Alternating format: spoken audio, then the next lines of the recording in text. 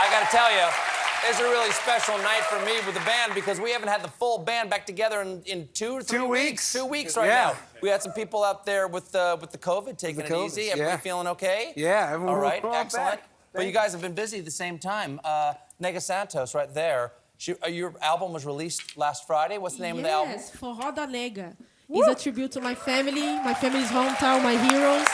Yeah. Kato is the producer of the album, by the way. Oh, really? Yeah.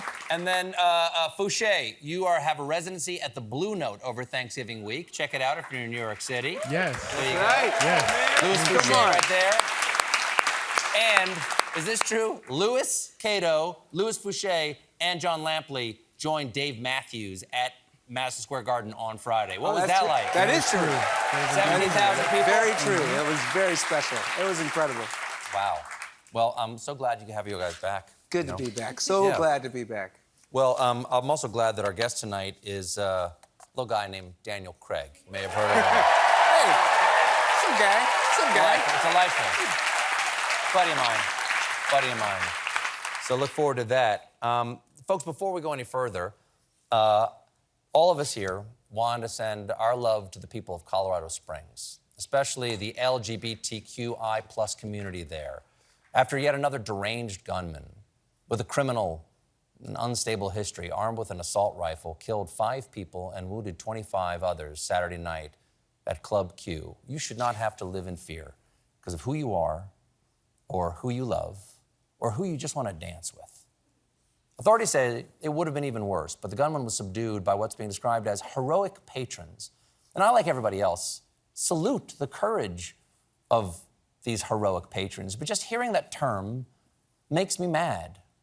Why do we constantly have to have heroic patrons or heroic teachers or heroic bystanders? How about some heroic politicians who will do anything about the epidemic of gun violence in this country? Or a heroic justice system that stops a dangerous person like this with a history of violence from getting access to these weapons of war? Or how about a heroic Supreme Court that recognizes that however you want to interpret it, the Second Amendment, as is currently applied, is a complete failure. But ultimately,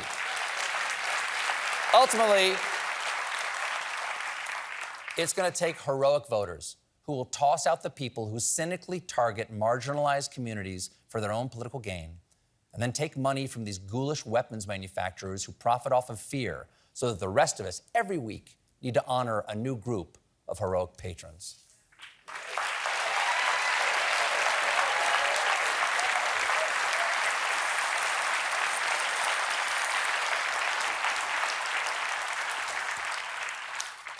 Now then, folks, anyone who watches this show, and I hope you do, knows that I love love.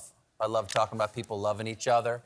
And they also know that in the world of loving, online dating is the hot new trend for the last 30 years. But that might be about to change because dating apps are now crawling with scammers who strike up a relationship and ask for money, or bots which infect your device with malware. And if your device is infected with malware, you should really disclose that to any Bluetooth you're about to pair with. But one company has even tried to stop all of this fraud by making a new dating app which hooks up scammers only with bots. That's a nice idea. That's nice. Wow. It's a nice idea, but I think the bots cover is gonna get blown pretty quick. I love walks on the beach and selecting all the squares containing bicycles. The app also pairs scammers with other scammers, so they end up trying to scam each other. As one company exec put it, they are like, I want $40 for a Google Play gift card. And the other scammer replies, no, you give a gift card to me. And they just keep arguing. Wow, that is sad. Who uses Google Play? That is a low-rent grift. Fellas, I've been stringing this girl along for 2 weeks, and tonight I've roped her into meeting me in the Denny's parking lot, and she's gonna hand over a half-completed Subway rewards card. And just like that, I'm gone. So it's a shame to hear that singles are getting burned out on dating apps. 80% of 18 to 54-year-old users reported emotional fatigue from online dating. No 18-year-olds You do not get to feel emotional fatigue. Or any kind of fatigue.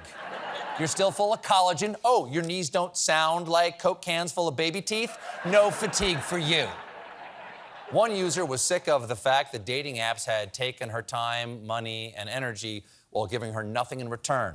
Because the only thing that should take your time, money, and energy for nothing in return is the gym. I did a crunch last week. Where are my abs?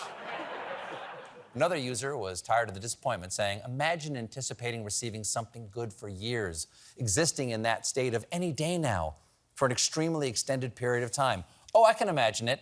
It's called waiting for the winds of winter. It's been 10 years, George. Stop wasting time shopping on hatsandsuspenders.com. So now people are abandoning dating apps altogether. New thing is creating Date Me Docs, in which users lay down their real ideas about love and the type of partners they want on Dropbox paper, Google Docs, or on personal websites. One user's doc had 4 chapters and 15 subcategories. It's perfect for anyone who thought, I love the arduous, heartbreaking search for a life partner. I just wish there was homework. Another user shared a link to a page with testimonials from past partners. That's just Yelp for human beings. John is healthy and located in a great part of town. 4 stars, would date again. P.S. Dinner's on him with the promo code DATEJOHN. We'll be right back with Daniel Craig.